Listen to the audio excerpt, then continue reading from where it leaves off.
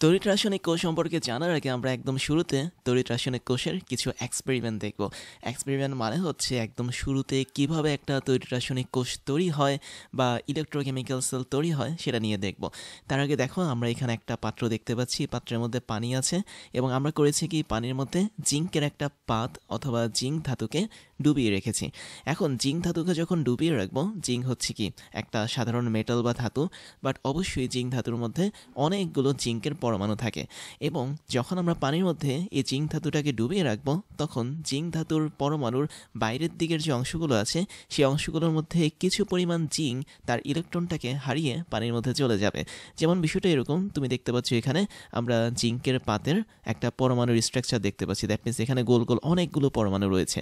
এখন প্রত্যেকটা পরমাণুর মধ্যে কিন্তু জিঙ্ক একদম ধাতু হিসেবে আছে। দ্যাট মিনস এখানে জিঙ্ক আছে, এখানে জিঙ্ক আছে, তারপর এখানেও কিন্তু জিঙ্ক আছে। বাট যখন আমরা পানির মধ্যে তাকে ডুবিয়ে রাখবো তখন একদম বাইরের দিকের কিছু পরমাণু তারা ইলেকট্রন হারিয়ে ফেলবে। দ্যাট মিনস আমাদের এই যে বাইরের দিকের পরমাণু দেখতে পাচ্ছ জিঙ্কের, এরা তাদের ইলেকট্রনটা এই জিঙ্কের পাতের মধ্যে রেখে যাবে এবং তারা দ্রবণে চলে আসবে। দ্যাট মিনস তারা দ্রবণের মধ্যে পতিত হবে। কীভাবে প্রতিপতিত হবে? তোমরা জানো জিঙ্ক হচ্ছে সাধারণত দুইটা ইলেকট্রন হারিয়ে ফেলে এবং জিঙ্ক দুইটা ইলেকট্রন হারিয়ে সবসময় সে জিঙ্ক 2+ আয়ন তৈরি করে। কেননা জিঙ্কের যোজনী হচ্ছে 2, এই জন্য সে জিঙ্ক 2+ আয়ন তৈরি করে। তো যখন জিঙ্ক হিসেবে তারা পাতের মধ্যে ছিল তখন সরাসরি তারা Zn বা জিঙ্ক ধাতু হিসেবে ছিল। বাট যখনই তারা পানিতে চলে আসবে তখন তারা আর Zn হিসেবে থাকবে না, তারা দুইটা ইলেকট্রন হারিয়ে সরাসরি পানির মধ্যে Zn 2+ আয়ন হিসেবে চলে আসবে। তার মানে আমি বলতে পারি আমাদের এই জায়গাগুলোতে জিঙ্ক দুইটা করে ইলেকট্রনকে রেখে যাচ্ছে। এই জায়গাগুলোতে আমাদের জিঙ্ক দুইটা করে ইলেকট্রন রেখে যাচ্ছে। দেখো উপরে নিচে এগুলো হচ্ছে সরাসরি জিঙ্কের ধাতু বা ধাতব জিঙ্কের পরমাণু। বাট এই জায়গা থেকে যখন জিঙ্ক বের হয়ে গেল তখন সে পানিতে গিয়ে জিঙ্ক 2+ হয়ে গেল। এখান থেকেও যখন জিঙ্কটা বের হয়ে যাবে তখন সে গিয়ে পানিতে 2+ আয়নে কনভার্ট হবে। বাট সে যেহেতু দুইটা করে ইলেকট্রন রেখে গেছে তার মানে জিঙ্কের যে পাত আছে সেই পাতটা এখন নেগেটিভ চার্জযুক্ত। কেননা এখানে যেহেতু ইলেকট্রনের আধিক্য বেড়ে যাচ্ছে তার মানে পাতটা একটা সময় পর নেগেটিভ চার্জযুক্ত হয়ে যাবে। এখন এখানে যেহেতু আমাদের জিঙ্কের পার্টটা আস্তে আস্তে নেগেটিভ চার্জে চার্জিত হয়ে যাচ্ছে, দ্যাট মিনস এটা হচ্ছে নেগেটিভ চার্জে চার্জিত হচ্ছে এবং পানির মধ্যে যেহেতু জিঙ্ক 2+ আয়নটা চলে গেছে তার মানে পানিটা এখানে আস্তে আস্তে পজিটিভ চার্জে চার্জিত হচ্ছে। তো এভাবে যখন একটা নেগেটিভ চার্জ এবং একটা পজিটিভ চার্জ পাশাপাশি ডেভেলপ হয় তখনই আমাদের তড়িৎ রাসায়নিক কোষের কনসেপ্টটা চলে আসে।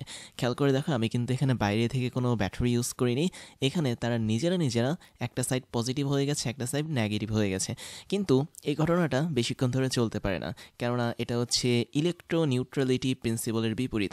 তার মানে হচ্ছে সবসময় দুটো পদার্থ যখন থাকবে, একটা হচ্ছে আমাদের এরকম জিঙ্কের পাত আর একটা হচ্ছে আমাদের পানি বা কোনো একটা দ্রবণ বা সলিউশন, তখন তাদের মধ্যে একটা নিউট্রাল অবস্থা বজায় থাকবে। দ্যাট মিনস দোনোটার মধ্যে আমাদের চার্জের মান বা নিট চার্জের মানটা শূন্য থাকার কথা। বাট এখানে আমি দেখতে পাচ্ছি এখানে জিঙ্কের পার্টটা আস্তে আস্তে নেগেটিভ হচ্ছে, আবার পানির মধ্যে যেহেতু Zn 2+ আয়ন চলে যাচ্ছে তার মানে পানিটা কি পজিটিভ হয়ে যাচ্ছে। যে পানির মধ্যে দেখো Zn 2+ চলে গেছে, তার মানে এটা বেশিক্ষণ ঘটার কথা না। জাস্ট আমরা যখন জিঙ্কের পার্টটাকে পানিতে রাখবো, পানিতে রাখার সময় খুব কম সময়ের জন্য এই ঘটনাটা ঘটবে। এখন আমরা যদি চাই এই ঘটনাটা আরও অনেকক্ষণ ধরে ঘটুক, দ্যাট মিনস অনেকক্ষণ ধরে আমাদের এই জিঙ্কের পার্টটা হচ্ছে মানে জিঙ্ক ধাতুকে হারাতে থাকুক, জিঙ্ক আয়নগুলোকে হারাতে থাকুক এবং পানির মধ্যে আমাদের জিঙ্ক 2+ আয়নটা যেতে থাকুক, তাহলে কি করতে হবে? অবশ্যই পানির মধ্যে যে এক্সট্রা Zn 2+ গিয়েছে এদেরকে সরিয়ে ফেলতে হবে এবং আমাদের এই জিঙ্কের পাতের মধ্যে যে এক্সট্রা নেগেটিভ চার্জ বা ইলেকট্রন চলে আসছে এদেরকে সরিয়ে ফেলতে হবে। তো এই দুটো কাজ কীভাবে করা হয়? আমরা ক্যাটায়ন এবং অ্যানায়নের কথা জানি, তাই না? তো আমরা জানি যে অ্যানায়নগুলো হচ্ছে নেগেটিভ চার্জযুক্ত, ক্যাটায়নগুলো হচ্ছে পজিটিভ চার্জযুক্ত। তুমি যদি পানির মধ্যে কিছু অ্যানায়ন নিয়ে আসো, দ্যাট মিনস ANiON অ্যানায়নকে যদি নিয়ে আসো যারা হচ্ছে পজিটিভ চার্জযুক্ত না, তারা হচ্ছে নেগেটিভ চার্জযুক্ত, তারা কিন্তু Zn 2+ এর সাথে যুক্ত হয়ে Zn 2+ বা জিঙ্ক আয়নের পরিমাণটা কমিয়ে ফেলবে পানি থেকে। আবার তুমি যদি এই জিঙ্কের পাতটাকে ধরে কোনো একটা ইলেকট্রোডের সাথে যুক্ত করো, দ্যাট মিনস কোনো একটা তারের মাধ্যমে যদি যুক্ত করে যদি অন্য কোনো একটা ইলেকট্রোডের সাথে যদি যুক্ত করো, তাহলে এই তারের মাধ্যমে এই যে পাতের মধ্যে এক্সট্রা কিছু ইলেকট্রন জমা হয়েছে এই ইলেকট্রনগুলো কিন্তু ফ্লো হয়ে চলে যাবে। তখন কিন্তু আর আমাদের এখানে ইলেকট্রনের আধিক্য থাকবে না। দ্যাট মিনস আমাদের এই টোটাল প্রসেসটা কন্টিনিউয়াস হতে চলতে থাকবে। তাহলে এখানে সত্য দুইটা। একটা হচ্ছে তুমি যদি এই যে নেগেটিভ এবং পজিটিভ এই দুটো ঘটনাটাকে অল টাইম ঘটাতে চাও তাহলে অবশ্যই পানিতে তোমার একটা অ্যানায়নকে আনতে হবে। অ্যানায়নের চেহারাটা কীরকম? অ্যানায়ন হচ্ছে জাস্ট নেগেটিভ চার্জযুক্ত।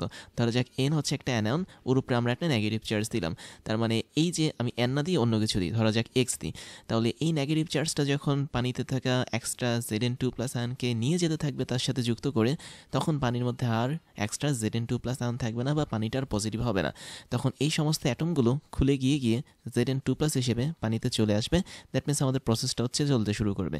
আর এই সমস্ত Zn2+ যখন পানিতে আসবে তখন তারা তাদের দুইটা ইলেকট্রন যেহেতু জিঙ্কের পাতের মধ্যে রেখে যাবে, ওই ইলেকট্রনগুলো কিন্তু পরবর্তীতে এই তারের মাধ্যমে সুন্দর প্রবাহিত হয়ে অন্য কোনো একটা সেলের মধ্যে চলে যাবে। তো এটা হচ্ছে আমাদের এই টোটাল ঘটনাটাকে কন্টিনিউয়াস ওয়েতে চালানোর প্রসেস। এবং এখানে এই যে আমরা ঘটনাটা দেখতে পাচ্ছি, এই ঘটনার জন্য কিন্তু আমরা এক্সট্রা বাইরে থেকে কোনো ব্যাটারি ইউজ করিনি। এরা দুজন নিজেরা এই ঘটনাটা ঘটাচ্ছে। তার মানে আমাদের এখানে জারণ বিজারণের ঘটনা ঘটছে। যেহেতু জিঙ্কের তৈরি এই পার্টটা তার ইলেকট্রনগুলোকে রেখে Zn2+ হিসেবে ছেড়ে দিচ্ছে, তাহলে আমরা বলতে পারি আমাদের এই জায়গাটাতে কিন্তু জারণ বিক্রিয়া ঘটছে। কেননা জিঙ্ক যেহেতু ইলেকট্রনকে ছেড়ে দিয়েছে, ইলেকট্রন ছেড়ে দেওয়ার প্রসেসটাকে কী বলা হয়? জারণ বলা হয়, তাই না? তো একইভাবে আমরা যদি জিনিসটাকে একটু বিস্তারিতভাবে দেখি তাহলে খেয়াল করে দেখো, এই যে এখানে স্পষ্ট দেখতে পাচ্ছ, আমরা যদি এতটুকু জায়গা জুম করি, দ্যাট মিনস আমি যদি একটু মার্ক করে দিই, ধরো এতটুকু জায়গা যদি জুম করে দেখি বা বড় করে দেখি, দেখতে পাচ্ছি আমাদের এখানে আউটার মানে পজিশনে বা বাইরের দিকে অনেকগুলো জিঙ্কের পরমাণু রয়েছে। কিছু কিছু জিঙ্কের পরমাণু কী করেছে? তারা দুটো ইলেকট্রনকে ছেড়ে একদম Zn2+ হিসেবে পানিতে চলে এসেছে। তার মানে এটাও Zn2+, এটাও Zn2+, এবং তারা যখন পানিতে চলে এসেছে এই টোটাল ঘটনাটাকে আমরা জারণ বলছি, কেননা জিঙ্ক ধাতু এখানে দুইটি ইলেকট্রন হারিয়ে পানিতে চলে এসেছে। তো এটাই হচ্ছে আমাদের এখানকার প্রসেস। তুমি নিচের যে বিক্রিয়াটা দেখতে পাচ্ছ সেটা কিন্তু উল্টোভাবে দেওয়া উচিত ছিল, অর্থাৎ Zn-2 electron is equal to Zn2+, যেটা আমরা আগের পেজে লিখেছিলাম। তো এই ঘটনাটা কিন্তু টোটালি একটা স্পন্টেনিয়াস ঘটনা বা স্বতঃস্ফূর্ত ঘটনা। দ্যাট মিনস আমরা এখানে বাইরে থেকে কোনো এক্সট্রা ইলেকট্রিক এনার্জি বা ব্যাটারিকে ইউজ করিনি। তারা নিজেরা দুজন, দ্যাট মিনস জিঙ্কের পাত এবং পানি, তারা একে অপরের সাথে বিক্রিয়া করে এই ঘটনাটা ঘটাচ্ছে। কিন্তু তার মানে এই না যে সমগ্র জিঙ্কের প্রত্যেকটা পরমাণু এই ঘটনা ঘটাবে। জাস্ট 1-2টা বা কয়েকটা জিঙ্কের পরমাণু এই ঘটনা ঘটাচ্ছে। যেমন তুমি দেখতে পাচ্ছ এখানে 1, 2, 3, 4, 5, 6 6টা জিঙ্কের পরমাণু এই ঘটনাটা ঘটিয়েছে। এখন এখানে পসিবিলিটি দুটো। আমি একটু তোমাদেরকে যদি আগের স্লাইড থেকে বলি যে তুমি যদি কোনো একটা মেটালকে বা কোনো একটা ধাতুকে যদি কোনো একটা সলিউশন বা দ্রবণে যদি ডুবাও, তাহলে দুইটা ঘটনা ঘটতে পারে, যার মধ্যে একটা ঘটনা আমরা এইমাত্র দেখলাম, আরেকটা ঘটনা তোমাদেরকে বলছি। ঘটনাটা কীরকম? তোমরা এখানে দেখতে পাচ্ছ আমাদের এই জায়গাটাতে আমাদের যেই পার্টটা ছিল বা মেটালটা ছিল, সেখান থেকে মেটাল ইলেকট্রনটাকে রেখে দ্রবণে চলে গেছে। তার মানে এখানে দ্রবণটা পজিটিভ হওয়া শুরু করেছে, আমাদের মেটালটা নেগেটিভ চার্জযুক্ত হওয়া শুরু করেছে। এবং ঠিক উল্টো ঘটনা ঘটতে পারে। একদম শুরুতে আমাদের দ্রবণের মধ্যে কিছু পজিটিভ চার্জ থাকতে পারে। চার্জ মানে হচ্ছে পজিটিভ যৌগমূলক। যেমন আমি বলতে পারি কোনো একটা মেটালের পজিটিভ যৌগমূলক থাকতে পারে। তখন তারা করে কি? তারা সরাসরি এই মেটালের মধ্যে যায়, মেটালের মধ্যে গিয়ে তারা মেটালটাকে তখন পজিটিভ বানিয়ে দেয় এবং দ্রবণটা তখন আস্তে আস্তে নেগেটিভ হওয়া শুরু করে। তার মানে আমরা দুই ধরনের পসিবিলিটি পেতে পারি। আমি একটু সহজে তোমাদেরকে দেখিয়ে দিচ্ছি। ফার্স্ট যে পসিবিলিটি আছে, দ্যাট মিনস আমি এ নম্বর লিখলাম, সেটা হচ্ছে আমাদের মেটাল যে পার্টটা আছে, দ্যাট মিনস মেটাল, এটা সাধারণত নেগেটিভ হয়ে যাবে এবং আমাদের যে সলিউশন বা দ্রবণ যেটা আছে সেটা পজিটিভ হয়ে যাবে, যেই কেসটা আমরা এইমাত্র দেখলাম। দ্যাট মিনস জিঙ্ক এবং পানির মধ্যে দেখলাম। আরেকটা কেস হচ্ছে কি, আমাদের সলিউশনটার মধ্যে আগে থেকে কিছু পজিটিভ আয়ন ছিল, তারা যখন এই মেটালের মধ্যে যাবে তখন এই মেটালটাকে তারা পজিটিভ বানিয়ে ফেলবে। তার মানে ওই সময়টাতে আমাদের যে মেটালটা আছে সেটা হয়ে যাবে পজিটিভ চার্জযুক্ত, আর সলিউশন বা দ্রবণ থেকে যেহেতু পজিটিভ চার্জযুক্ত আয়নগুলো মেটালের মধ্যে চলে গেছে, তার মানে সলিউশনগুলো তখন হয়ে যাবে নেগেটিভ চার্জযুক্ত। তো যখন একটা মেটাল রডকে বা কোনো একটা ধাতব পাতকে আমরা কোনো একটা দ্রবণে ডোবাবো, তখন এই দুই ধরনের পসিবিলিটি কাজ করবে। তাহলে সেকেন্ড পসিবিলিটি কখন কাজ করবে? যখন আমাদের দ্রবণে অলরেডি বা ইতোমধ্যে পজিটিভ আয়ন রয়েছে বা পজিটিভ আয়ন থাকে, তখন কাজ করবে। সেই পজিটিভ আয়নটা সিম্পলি মেটাল বা আমাদের এই রডের মধ্যে চলে যাবে এবং দ্রবণটা তখন আস্তে আস্তে এই পজিটিভ আয়ন হারিয়ে নেগেটিভ হয়ে যাবে। আর এই কন্ডিশনটা কখন ঘটবে? যখন আমাদের মেটাল বা ধাতুর যে পরমাণুগুলো আছে, যেমন জিঙ্কের পরমাণু, দ্যাট মিনস মেটাল বা বলতে পারি জিঙ্ক যে ধাতুটা আছে সেই মেটাল বা ধাতুর পরমাণু বা অ্যাটম ইলেকট্রন হারিয়ে দ্রবণে চলে যায়। দ্যাট মিন্স ইলেকট্রনটা যখন হারিয়ে সে দ্রবণে যাবে তখন এই ঘটনাটা ঘটবে। একটু ঠিক মতো লিখি, জিনিসটা একটু উল্টাপাল্টা হয়ে গেছে, আমি সুন্দর করে লিখে দিচ্ছি। যখন আমাদের এই যে মেটালটা ছিল বা জিঙ্কটা ছিল, মেটালের কিছু পরমাণু, সব না, কিছু পরমাণু আমাদের ইলেকট্রন হারাবে মানে হচ্ছে সে মেটালের কাছে রেখে দিবে এবং ইলেকট্রন হারিয়ে সে দ্রবণে চলে যাবে,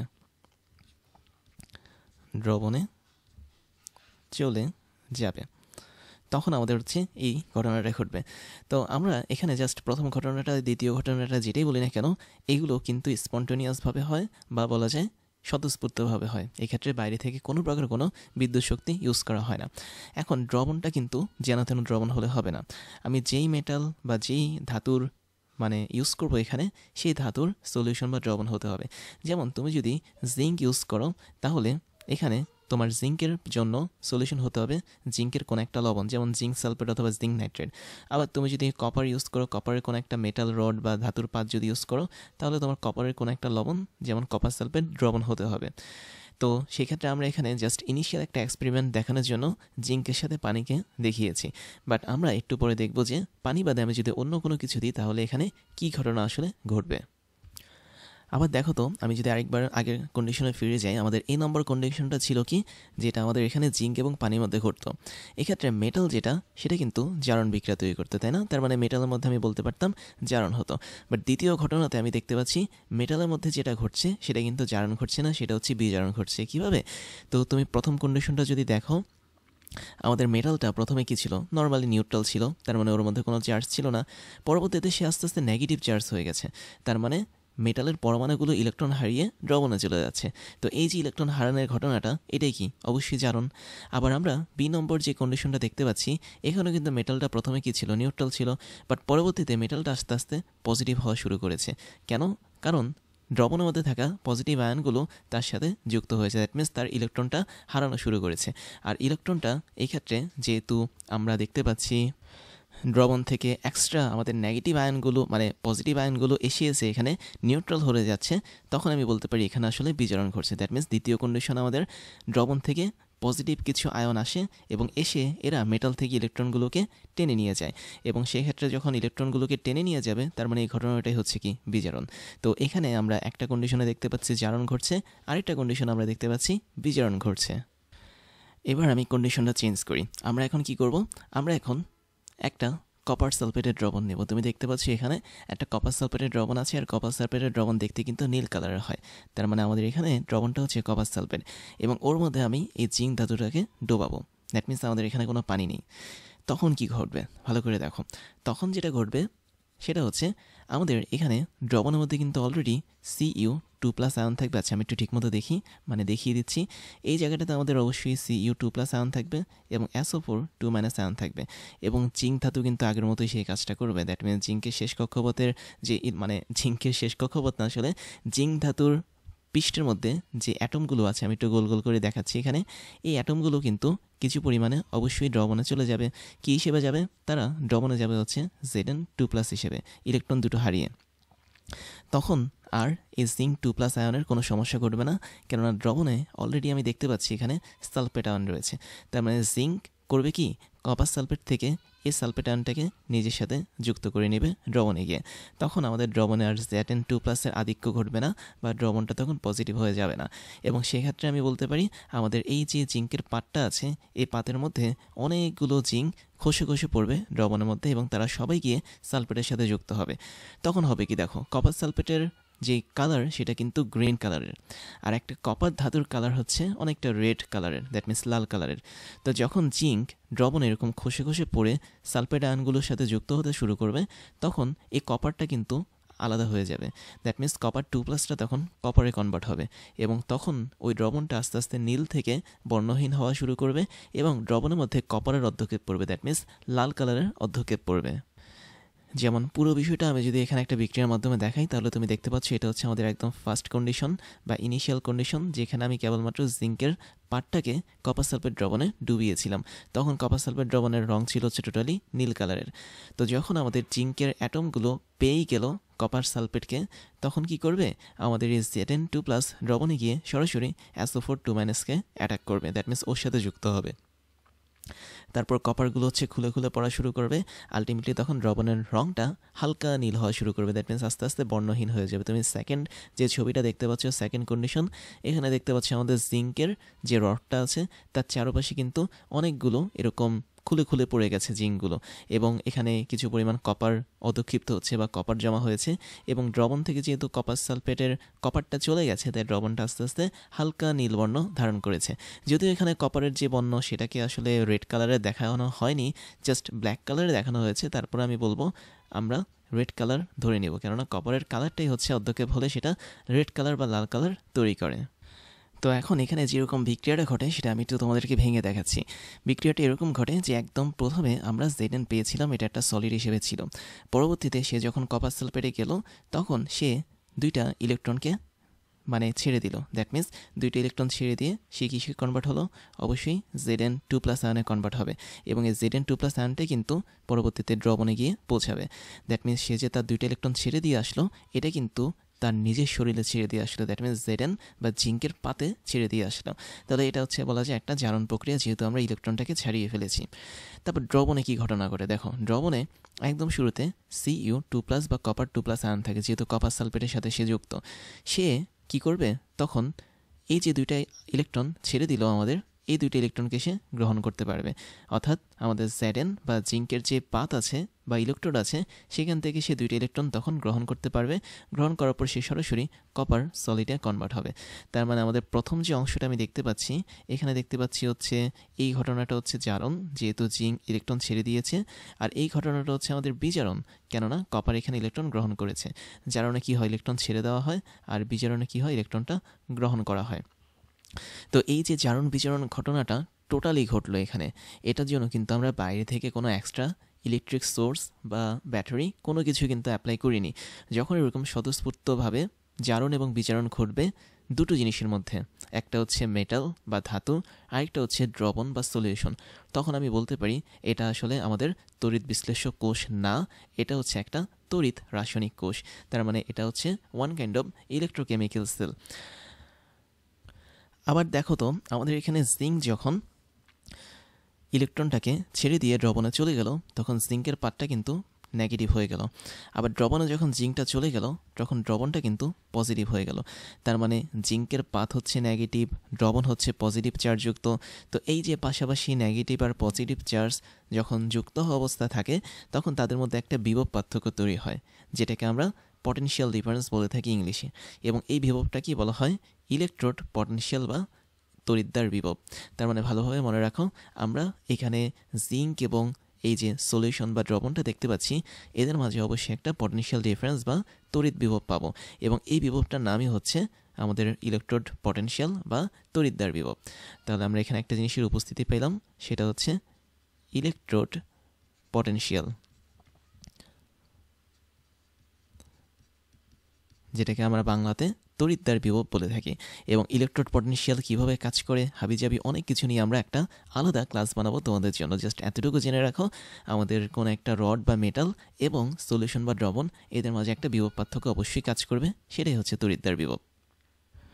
আবার যখন আমাদের এই ঘটনাটা ঘটে, দ্যাট মিন্স আমরা যখন জিঙ্কের পাতটাকে কপার সালফেটের মধ্যে রাখবো, তখন একটা সময় পর দেখা যাবে কি একদম ইনিশিয়াল পজিশনে আমাদের এই পাত্রটা হয়তো ঠান্ডা থাকবে বা কুল থাকবে।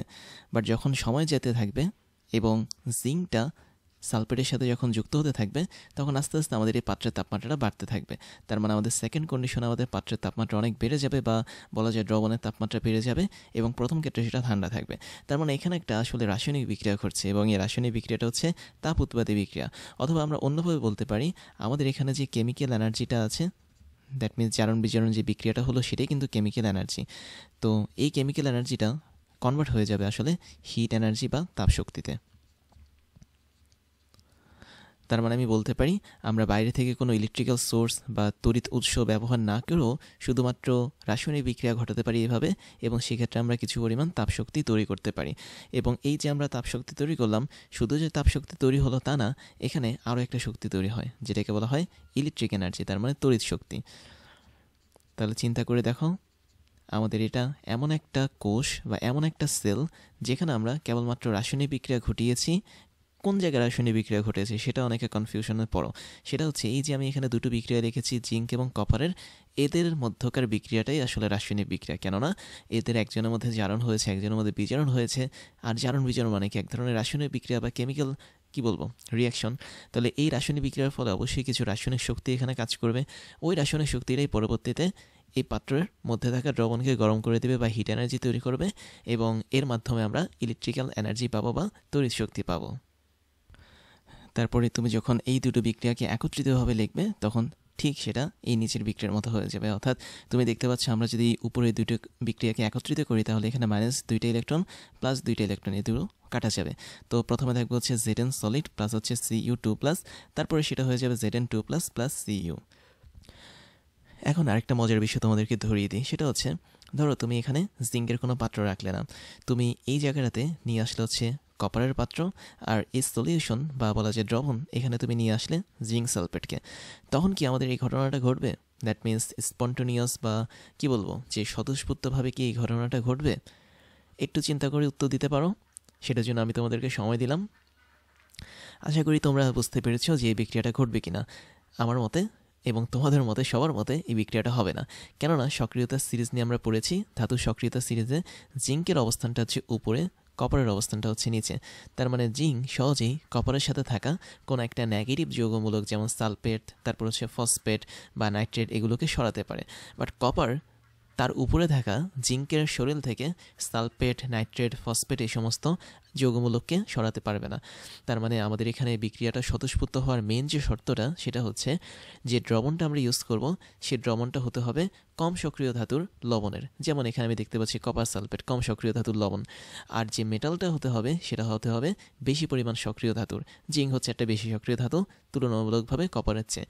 তার মানে তুমি যদি এখানে কপারের ধাতু ইউজ করো আর দ্রবণে যদি জিঙ্ক সালফেট ইউজ করো, কখনোই এই কপার গিয়ে জিঙ্ক সালফেটের থেকে সালফেটটাকে চুরি করে নিতে পারবে না। কারণ সক্রিয়তা সিরিজে জিঙ্কের অবস্থান হচ্ছে উপরে, কপারের অবস্থান হচ্ছে আমাদের নিচে।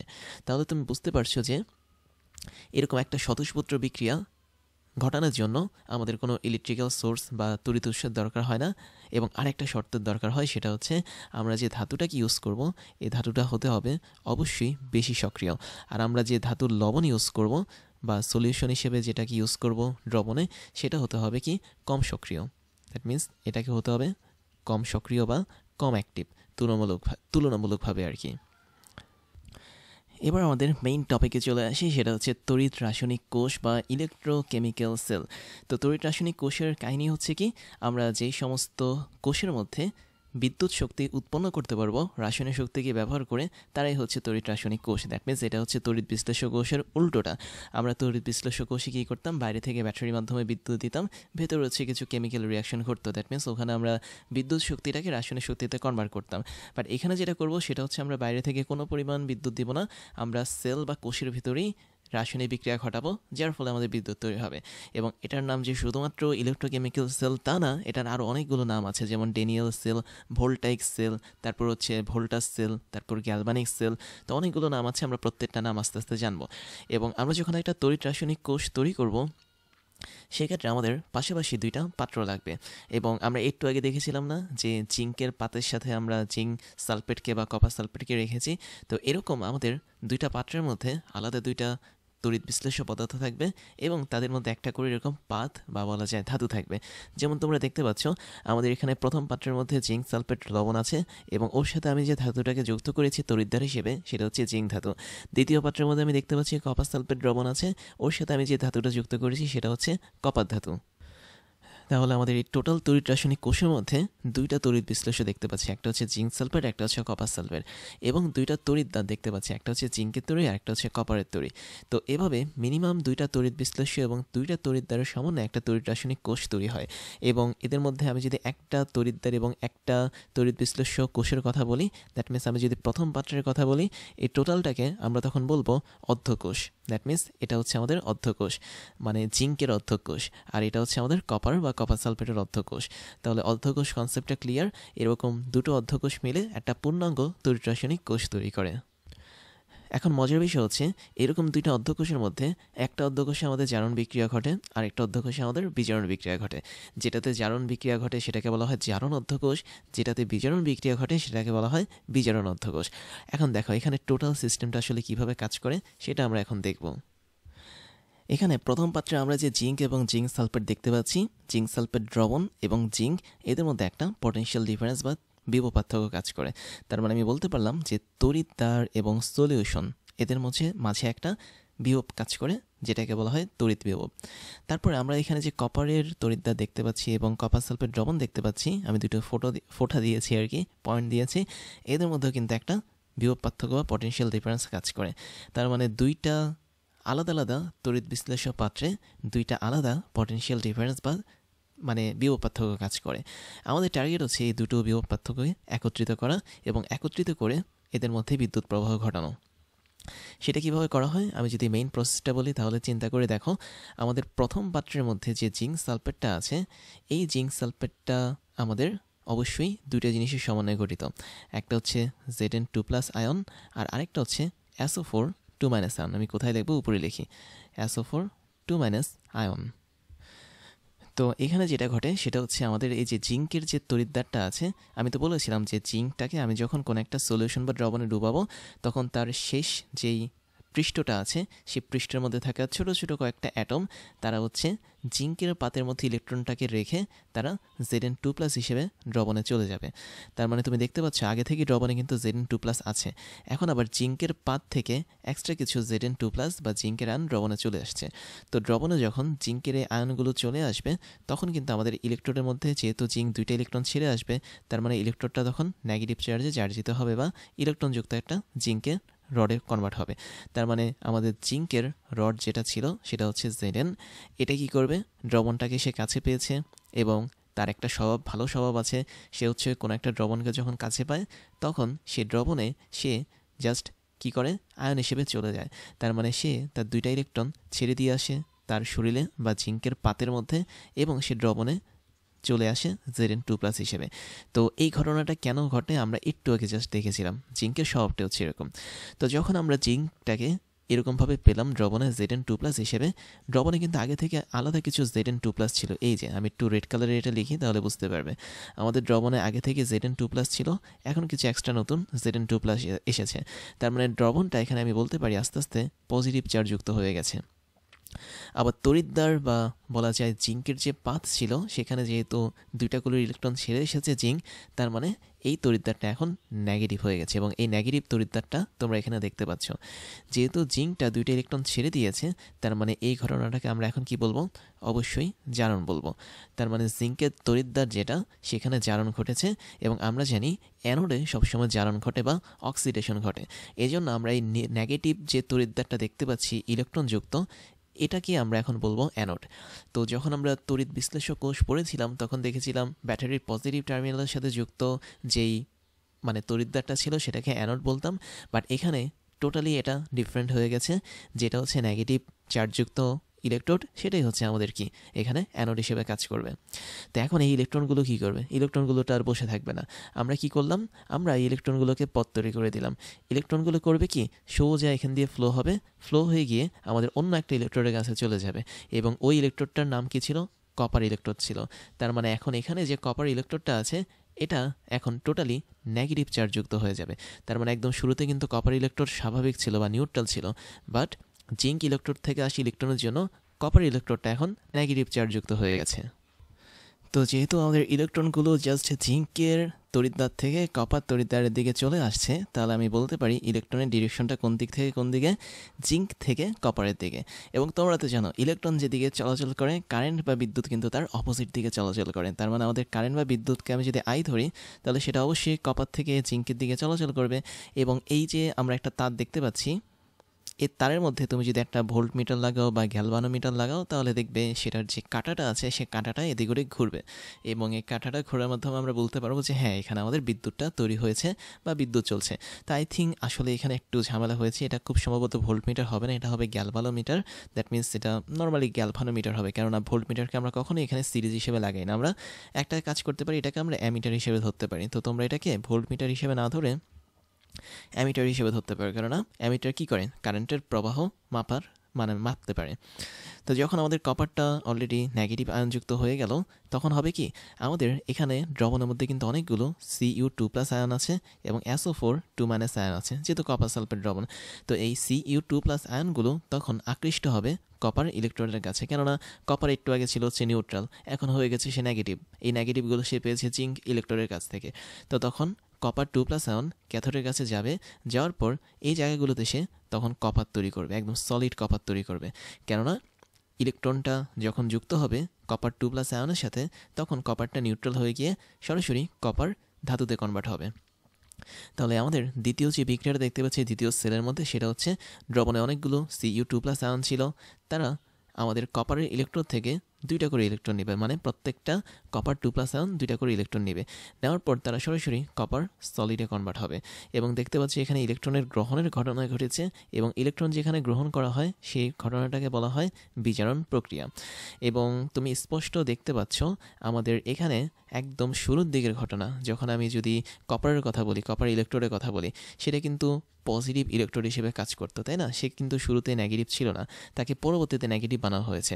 তার মানে যেহেতু একটা ইলেকট্রোড প্রথমে নেগেটিভ ছিল আর একটা ইলেকট্রোড বিপরীতভাবে পজিটিভ ছিল, আমরা দেখতে পাচ্ছি পজিটিভ ইলেকট্রোড হিসেবে আসলে এখানে ক্যাথোড কাজ করছে। কেন? কারণ আমরা জানি ক্যাথোড হচ্ছে বিজারণ ঘটে আর অ্যানোডে জারণ ঘটে। তাহলে অ্যানোডের পাশে আমি এখানে লিখে রাখতে পারি, মানে জারণের পাশে আমি লিখে রাখতে পারি অ্যানোডে জারণ ঘটে, আর ক্যাথোডের মধ্যে আমাদের কী ঘটে, বিজারণ ঘটে। তার মানে এখানে আমি দেখতে পাচ্ছি যে পজিটিভ যে তড়িৎদ্বারটা আছে সেটা কিন্তু এখন ক্যাথোড হিসেবে কাজ করে, নেগেটিভ যে তড়িৎদ্বারটা আছে সেটা এখন অ্যানোড হিসেবে কাজ করে, যেটা তড়িৎ বিশ্লেষক কোষের টোটালি অপোজিট ঘটনা। তো এখন তোমরা এখানে দেখতে পাচ্ছ কারেন্টের প্রবাহটা কিন্তু ইলেকট্রনের বিপরীতে ঘটছে। তার মানে কারেন্টটা কিন্তু সত্যিকার অর্থেই পজিটিভ ইলেকট্রোড থেকে শুরু করে নেগেটিভ ইলেকট্রোডের দিকে ফ্লো হবে, আর ইলেকট্রনটা হচ্ছে নেগেটিভ ইলেকট্রোড থেকে শুরু করে পজিটিভ ইলেকট্রোডের মধ্যে ফ্লো হবে। মাঝখানে আমরা অবশ্যই একটা গ্যালভানোমিটার বা অ্যামিটার লাগাবো, এটা কিন্তু কখনোই ভোল্টমিটার হবে না। হয়তো ছবিতে কিছু ত্রুটি ছিল, ত্রুটি সহ আমাদের ছবিটা চলে এসেছে এখানে। যাই হোক, আমরা এখন এই দুটো বিক্রিয়া পেলাম, এই দুটো বিক্রিয়ার আলাদা নাম আছে। তুমি প্রথম যে বিক্রিয়া দেখতে পাচ্ছ এটা হচ্ছে জারণ অধ্যকোষের বিক্রিয়া, আর দ্বিতীয় যে বিক্রিয়াটা দেখতে পাচ্ছ এটা হচ্ছে বিজারণ অধ্যকোষের বিক্রিয়া। অথবা তুমি প্রথমটাকে অ্যানোড অর্ধবিক্রিয়া বলতে পারো আর দ্বিতীয়টাকে ক্যাথোড অর্ধবিক্রিয়া বলতে পারো। তাহলে আমরা স্পষ্টভাবে বুঝলাম জারণ অধ্যকোষ আসলে কোনটা, অবশ্যই প্রথম অধ্যকোষটা। দ্যাট মিনস আমরা প্রথম যেই পাত্রটা দেখতে পাচ্ছি এটাতেই আমাদের জারণ ঘটনা ঘটে, বা এটাকে আমরা বলি জারণ অধ্যকোষ। এবং একটা জারণ অধ্যকোষে অবশ্যই একটা ইলেকট্রোড থাকবে যেমন জিঙ্কের ইলেকট্রোড, এবং একটা সলিউশন বা দ্রবণ থাকবে যেমন জিঙ্ক সালফেট। আর দ্বিতীয়টা হচ্ছে কি বিজারণ অধ্যকোষ, কারণ এখানে আমরা দেখতে পাচ্ছি বিজারণ ঘটেছে। এবং এই বিজারণ অধ্যকোষে আমরা দুইটা জিনিস পাচ্ছি, একটা হচ্ছে কপারের ইলেকট্রোড বা কপারের পাত, আরেকটা হচ্ছে কপারের সলিউশন বা কপার সালফেটের দ্রবণ। এখানে আরেকটা ছোট্ট কনফিউশন দূর করে দিই, সেটা হচ্ছে তোমাদের হয়তো মনে হতে পারে যে আমরা কেন ক্যাথোডটাকে বা কপারের দণ্ডটাকে পজিটিভ ধরলাম। এর একটা কারণ তোমরা ধরতে পারো, যেহেতু আমাদের এখানে কপার নামক এই ধাতুটা ইলেকট্রনটাকে টেনে নিয়ে আসছে তার দিকে, এই জন্য ইলেকট্রন কারা টানে, অবশ্যই পজিটিভ চার্জযুক্ত আয়নগুলোই টানে। তো ইলেকট্রন যেহেতু জিঙ্ক থেকে বের হচ্ছে, তার মানে জিঙ্ক হচ্ছে বেশি নেগেটিভ চার্জযুক্ত ইলেকট্রন, এবং ইলেকট্রনগুলো যেহেতু ক্যাথোডের দিকে যাচ্ছে বা বলা যায় কপারের দিকে যাচ্ছে, তার মানে কপার তাদেরকে টেনে নিয়ে আসছে, এবং একটা পজিটিভ চার্জই কিন্তু ইলেকট্রনকে টেনে নিয়ে আসতে পারে তার দিকে। এই জন্য আমরা কপারের ইলেকট্রোডটাকে পজিটিভ হিসেবে ধরি। আবার দুইটাই তড়িৎ বিশ্লেষ্য পদার্থ যে আছে এখানে জিঙ্ক সালফেট এবং কপার সালফেট, তাদের যে লেভেলিংটা সেটা কিন্তু একদম সেম টু সেম হবে। ভালো করে দেখো, আমাদের এখানে জিঙ্ক সালফেট যতটুকু পরিমাণ উচ্চতায় আছে, কপার সালফেটটাও কি একদম ততটুকু পরিমাণ উচ্চতায় আছে। তো এই দুটোর উচ্চতা কিন্তু হেরফের করা যাবে না, এবং আমরা যে পাতগুলো বসাবো, দ্যাট মিনস ইলেকট্রোডগুলো বসাবো, এগুলো মোটামুটি একই রকম আয়তনের হতে হবে, তাহলে আমাদের এখানে ভালোভাবে কাজ করবে তড়িৎ বিশ্লেষ্য কোষটা। তো এখন এখানে আরেকটা প্রবলেম ঘটে, এবার আমরা প্রবলেমের কথা বলি, এখানে কি সমস্যা ঘটবে। প্রবলেমটা হচ্ছে এরকম, আমি একটু প্রবলেমের কথাটা লিখি। সেটা হচ্ছে কি, যখন তুমি এরকম একটা মানে তড়িৎ বিশ্লেষ তো না, এটা হচ্ছে তড়িৎ রাসায়নিক কোষ। তো তুমি যখন এরকম একটা তড়িৎ রাসায়নিক কোষ তৈরি করবে, তখন তোমার এই কোষের মধ্যে কেবলমাত্র একটা খুবই ক্ষুদ্রতম সময়ের জন্য কারেন্ট ফ্লো হবে বা তড়িৎ প্রবাহ হবে। অর্থাৎ তুমি যদি এখানে অ্যামিটারের জায়গায় একটা বাল্ব রেখে দাও, তখন আমাদের এই বাল্বটা খুবই কম সময়ের জন্য জাস্ট একবার জ্বলবে, আর জ্বলবে না। কেন? কারণ এখানে তড়িৎ প্রবাহটা কিন্তু হচ্ছে সরাসরি ক্যাথোড থেকে অ্যানোডের দিকে, দ্যাট মিন্স ইলেকট্রনের প্রবাহের বিপরীতে, এবং এই তড়িৎ প্রবাহটা জাস্ট একবারই ঘটবে, আর ঘটবে না। এর মেইন কারণটা হচ্ছে কি, কখনো তড়িৎ একমুখী প্রবাহী হতে পারে না, তাকে প্রবাহ করার জন্য দ্বিমুখী প্রবাহ লাগে। যেমন তোমরা যে বাসাবাড়িতে সকেটগুলো ইউজ করে থাকো বিদ্যুৎ প্রবাহের জন্য, সেখানে কিন্তু তোমরা দুইটা হোল বা ছিদ্র দেখতে পাবে। তার মানে এখানেও কিন্তু সেম ঘটনা, আমরা কেবলমাত্র এই একটা তার ইউজ করে তড়িৎকে প্রবাহ করতে পারবো না। হ্যাঁ, প্রথম দিকে হয়তো প্রবাহ হবে, জাস্ট খুবই কম সময়ের জন্য আমাদের বাল্বটা জ্বলবে, বা খুবই কম সময়ের জন্য আমাদের অ্যামিটারটা একটা বিক্ষেপ দেখাবে, মানে অ্যামিটারের কাঁটাটা হচ্ছে নড়ে উঠবে। তা আমরা এখানে যদি টোটাল জিনিসটাকে কি বলবো সেট আপ করতে চাই, তাহলে আমাকে আরেকটা জিনিস লাগবে, সেটা হচ্ছে ব্যালেন্স করতে হবে এই দুইটা কোষ। এই ব্যালেন্সের কাজটা করে হচ্ছে লবণ সেতু বা সল্ট ব্রিজ। সল্ট ব্রিজের মেইন কাজটা কি, আমি যদি তোমাকে প্রথম সেলের কথা বলি, দেখো আমি এই জিনিসগুলো একটু মুছে দিচ্ছি।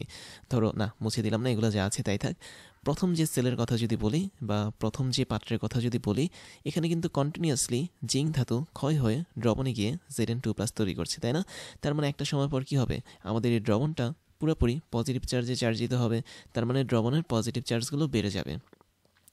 দ্রবণে যখন পজিটিভ চার্জগুলো বেড়ে যাবে, তখন কিন্তু একটা সমস্যা তৈরি হবে।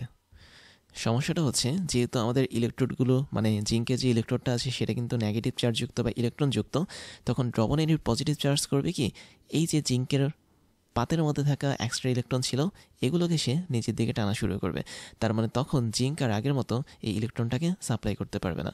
তাহলে আমি আরেকবার ক্লিয়ার করে বলি, যখন তুমি দ্রবণে কন্টিনিউয়াসলি Zn2+টাকে ক্ষয় করতে দিবে, দ্রবণে যখন Zn2+ বারবার যেতে থাকবে, তখন তারা কিন্তু একটা সময় পর দ্রবণে তাদের ঘনমাত্রা বাড়িয়ে ফেলবে। তার মানে ওই সময়টাতে এই দ্রবণটা Zn পাতের মধ্যে থাকা ইলেকট্রনগুলোকে নিচের দিকে টানা শুরু করবে। তখন জিঙ্কের পাতটা আগের মতো আর ইলেকট্রন তৈরি করতে পারবে না, দ্যাট মিনস এখানে আমাদের আগের মতো আর ইলেকট্রন যেতে পারবে না। এটা হচ্ছে ফার্স্ট প্রবলেম। সেকেন্ড প্রবলেম হচ্ছে আমাদের দ্বিতীয় তড়িৎ কোষে। সেখানে কি ঘটবে, এখানে আরেকটা মজার কাহিনী ঘটবে। যখন আমাদের কপার 2+ আয়ন বারবার এই কপার ধাতু থেকে ইলেকট্রন নিতে থাকবে এবং কপার আয়নে কনভার্ট হতে থাকবে, তখন আবার দ্রবণে এই যে SO4 2- আছে, এটা কিন্তু বেড়ে যাবে।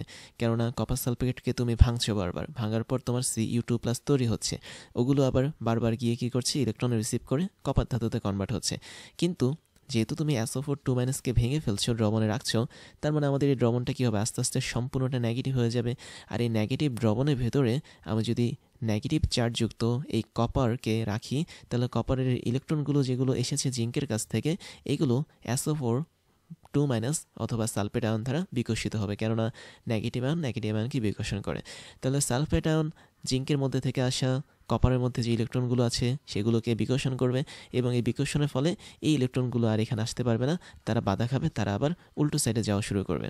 তার মানে এটা হচ্ছে আমাদের দ্বিতীয় সমস্যা। তো এই সমস্যাটার জন্য কি হবে, আলটিমেটলি প্রথমে খুবই কম সময়ের জন্য এই ইলেকট্রনগুলো এদিকে যাবে এবং কারেন্ট যাবে হচ্ছে বিপরীত দিকে, বাট তারপরে কিন্তু আর সেটা কন্টিনিউ করবে না। এই জন্য তোমরা যদি এরকম একটা মাত্র কানেকশন তৈরি করো, দ্যাট মিনস এই একটা মাত্র তার যখন ইউজ করবে, তখন খুবই ন্যূনতম সময়ের জন্য ইলেকট্রনগুলো সামনে যাবে, কারেন্ট হচ্ছে পেছনে যাবে, এবং বাল্বটা খুবই কম সময়ের জন্য জ্বলবে। অথবা এখানে যে অ্যামিটার বা গ্যালভানোমিটার লাগাবো, সেটার কাঁটাটা খুব কম সময়ের জন্য বিক্ষেপ করবে। আর আমরা যদি কন্টিনিউয়াস একটা সলিউশন চাই, দ্যাট মিনস আমরা যদি চাই যে ইলেকট্রনটা সবসময় ওদিকে যাক, কারেন্টটা সবসময় এদিকে আসুক, তখন আমাদের একটা ব্যালেন্স তৈরি করতে হবে। এই ব্যালেন্সটা তৈরি করাই হচ্ছে সল্ট ব্রিজ বা লবণ সেতু ধারা। সল্ট ব্রিজের মেইন কাজ যেটা হচ্ছে, সেটা হলো এই যে আমরা প্রথম পাত্র দেখতে পাচ্ছি, প্রথম পাত্রে যে এক্সট্রা Zn2+ বেড়ে গিয়েছিল, এগুলোকে সে প্রশমিত করবে কোনো একটা অ্যানায়নকে কাজে লাগিয়ে, কেননা অ্যানায়ন হচ্ছে নেগেটিভ চার্জযুক্ত আর Zn2+ হচ্ছে কি পজিটিভ চার্জযুক্ত। তার মানে সল্ট ব্রিজ আসলে প্রথম পাত্রে কিছু অ্যানায়নকে সাপ্লাই করবে। আমি একটু ঠিকমতো লিখি, এই জায়গাটাতে সে কিছু অ্যানায়নকে সাপ্লাই করবে যাতে দ্রবণে Zn2+ আয়নের সংখ্যা না বেড়ে যায়।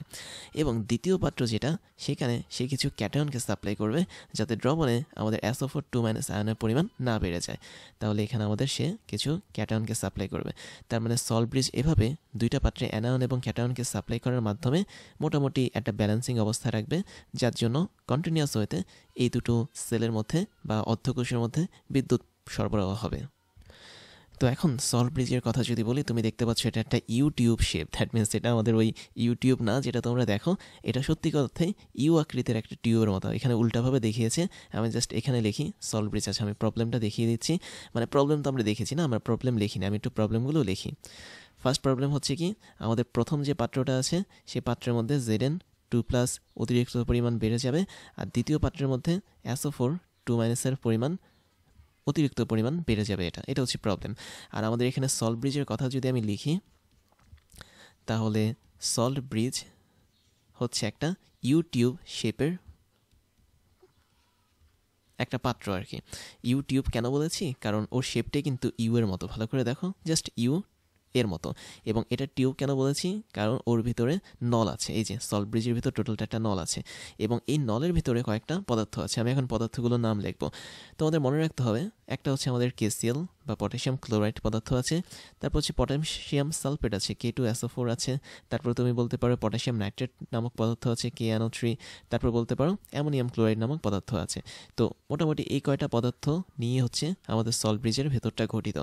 মজার বিষয় হচ্ছে সল্ট ব্রিজের ভিতরে যে পদার্থগুলো আছে এগুলো কিন্তু তরল অবস্থায় নেই, এগুলো হচ্ছে অনেকটা সেমি সলিড অবস্থায় আছে বা পেস্ট অবস্থা আছে। আমরা যেরকম পেস্ট দিয়ে বা টুথপেস্ট দিয়ে দাঁত মাজি, সেগুলো যেরকম সেমি সলিড বা অর্ধ কঠিন অবস্থায় থাকে, এটাও সেরকম সেমি সলিড বা অর্ধ কঠিন অবস্থায় থাকে। এবং এই অর্ধ কঠিন অবস্থায় থাকার কারণে আমাদের জিঙ্ক সালফেট দ্রবণে তারা দ্রবীভূত হয়ে যায় না, অথবা কপার সালফেট দ্রবণে তারা দ্রবীভূত হয়ে যায় না। এই সল্ট ব্রিজের মেন কাজটা এখন আমি বলছি। তুমি এখান থেকে জাস্ট একটা এক্সাম্পল নাও, KCl এর কাজটা কি, অবশ্যই সে এখানে দুইটা ভাগে ভাগ হবে। একটা ভাগ হচ্ছে আমাদের K+, আরেকটা ভাগ হচ্ছে আমাদের Cl-। K+ কি, একটা ক্যাটায়ন, Cl- কি একটা অ্যানায়ন। তো এখানকার যে অ্যানায়নটা আছে সেটা চলে যাবে প্রথম পাত্রে, কেননা প্রথম পাত্রে যদি সে যায় তাহলে সে এই যে এক্সট্রা যে Zn2+ আছে এদেরকে প্রশমিত করতে পারবে, কেননা Zn2+ তখন Cl- বা ক্লোরাইড আয়নের সাথে যুক্ত হয়ে দ্রবণে তার ঘনমাত্রা কমিয়ে ফেলবে। এবং এখানে যে ক্যাটায়নটা আছে, দ্যাট মিনস K+, সে কিন্তু চলে যাবে দ্বিতীয় পাত্রে, এবং দ্বিতীয় পাত্রে যে এক্সট্রা সালফেট আয়ন আছে সেগুলোর সাথে K+ যুক্ত হবে। যুক্ত হওয়ার পর আমাদের দ্বিতীয় পাত্রের SO4 2- বা সালফেট আয়নের ঘনমাত্রাটা সে কমিয়ে দেবে। তখন আমরা দেখতে পাচ্ছি যে কন্টিনিউয়াস ওয়েতে আমাদের জিঙ্কের পাত্রটা ইলেকট্রনকে ছাড়তে পারবে, এবং সেটাকে কন্টিনিউয়াস ওয়েতে আমাদের এই ক্যাথোডটা গ্রহণ করতে পারবে। তার মানে এই সল্ট ব্রিজটা টোটালি একটা ব্যালেন্সিংয়ের কাজ করে, যাতে আমাদের দুইটা পাত্রে এক্সেসিভ ভাবে Zn2+ এবং SO4 2- আয়নের সংখ্যা না বেড়ে যায়। তাহলে আমি তোমাদের জন্য লিখে দিচ্ছি, এখানে আমি বড় করে লিখি। K+ যেটা, সেটা হচ্ছে চলে আসবে প্রথম পাত্রে, না প্রথম পাত্রে তো আসলে K+ আসবে না, প্রথম পাত্রে চলে আসবে হচ্ছে Cl-, কেননা তাকে Zn2+ এর সাথে যুক্ত হতে হবে। আর দ্বিতীয় পাত্র যেটা, সেখানে চলে আসবে K+, কেননা তাকে এখন SO4 2- বা সালফেট আয়নের সাথে যুক্ত হয়ে তার ঘনমাত্রা কমিয়ে দিতে হবে। তো এটাই হচ্ছে মোটামুটি লবণ সেতুর কাজ। এবং লবণ সেতু বেসিক্যালি দুইটা হাফ সেল বা অর্ধকোষের মধ্যে ইলেকট্রিক্যাল নিউট্রালিটিকে মেনটেন করে বা তড়িৎ নিষ্ক্রিয়তাকে মেনটেন করে। এখন এখানে আরেকটা বিষয় আছে, সেটা হচ্ছে সল্ট ব্রিজ বা লবণ সেতু থেকে যে দুইটা আয়ন আমাদের ফ্লো হয়, দেখো এখানে আয়ন কিন্তু K+ Cl- হতে পারে, K+ আবার SO4 2- হতে পারে, K+ NO3- হতে পারে, যে কোনো হতে পারে। আমি জাস্ট প্রথমটা তোমাদেরকে দেখিয়েছি। তো যখন আমাদের এখানে প্রথম এবং দ্বিতীয় দুইটা কোষের মধ্যে K+ এবং Cl- যখন ফ্লো হবে, এদের ফ্লো হওয়া বা প্রবাহিত হওয়ার যে স্পিডটা আছে বা গতিটা আছে, এই গতিটা সেম হতে হবে, তা না হলে কিন্তু হবে না। তার মানে তোমাকে বুঝতে হবে যে প্রথম পাত্রে যেহেতু ক্লোরিন মাইনাস বা ক্লোরাইড আয়নটা যাচ্ছে, ও যে স্পিড নিয়ে যাচ্ছে, দ্বিতীয় পাত্রে আমাদের K+ আয়নটা একই পরিমাণ স্পিড নিয়ে যেতে হবে, তা না হলে কিন্তু হবে না। কেননা ইলেকট্রনটা কিন্তু যতটুকু পরিমাণ ছেড়ে যাচ্ছে জিঙ্কের ইলেকট্রোড ছেড়ে, ততটুকু পরিমাণ ইলেকট্রনই কিন্তু ক্যাথোড এখানে কপারের মধ্যে গ্রহণ করছে। তার মানে যদি আমরা স্পিডটাকে কমিয়ে বাড়িয়ে দিই, অর্থাৎ যদি আমি বলি ক্লোরাইড আয়ন বেশি পরিমাণে যাচ্ছে প্রথম পাত্রে, তারপর পটাশিয়াম আয়নটা হচ্ছে কম পরিমাণে যাচ্ছে দ্বিতীয় পাত্রে, তখন কিন্তু আসলে ব্যালেন্সিংটা হবে না। তাহলে একটা বিষয় ক্লিয়ার রাখতে হবে, আমি একটু লিখে দিচ্ছি। সল্ট ব্রিজের ক্ষেত্রে আমাদের এখানে কে প্লাস আয়ন এবং সিএল মাইনাস আয়ন তুমি ধরে নাও এই দুটো অ্যানায়ন এবং ক্যাটায়ন, এদের স্পিডটা অবশ্যই সেম থাকবে। দ্যাট মিনস একই গতিতে তারা দুটো পাত্রের মধ্যে চলে যাবে, তা না হলে কিন্তু আমাদের ব্যালেন্সিং কন্ডিশনটা আর হবে না। সল্ট ব্রিজ বা লবণ সেতুর আরও একটা দারুণ কাজ আছে, সেটা হচ্ছে কি তুমি দেখতে পাচ্ছ প্রথম পাত্রের মধ্যে কিন্তু একটা তড়িৎদ্বার আছে এবং একটা দ্রবণ আছে। তো যখন আমরা তড়িৎদ্বার এবং দ্রবণের কথা বলবো, আমি বলেছিলাম তাদের মধ্যে অবশ্যই একটা বিভব পার্থক্য কাজ করে, যেটাকে বলা হয় তড়িৎদ্বার বিভব।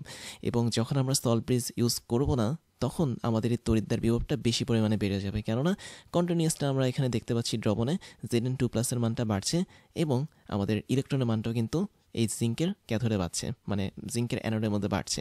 তো যখন আমরা লবণ সেতু ইউজ করব, তখন এক্সট্রা আমাদের Zn2+ এবং SO4 2- এরা কমে যাবে। তার মানে পাথ বা তড়িৎদ্বার এর সাথে সলিউশন বা দ্রবণের মধ্যকার তড়িৎ বিভবের পরিমাণও কমে যাবে। তাহলে সল্ট ব্রিজের একটা ভালো দিক আছে, আমি একটু ছোট্ট করে লিখে দিই।